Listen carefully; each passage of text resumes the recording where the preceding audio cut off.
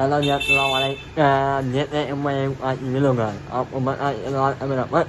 ni kan maya ni luan ni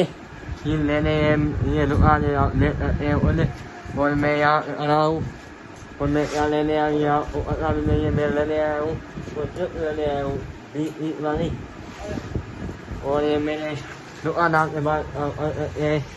baik boleh क्या बोले मैं ये लेอะไรเด็ก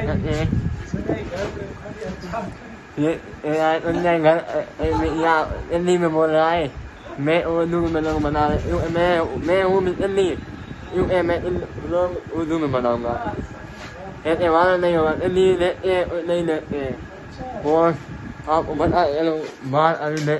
นี่ยมาละบ้านอะไรเว้ยโอ้ยแม่เราว่ามีลูกแม่งานยามเราเป็นมันลงเราโอ้อะไรไม่ลงเป็นบัดลงละอย่างอื่น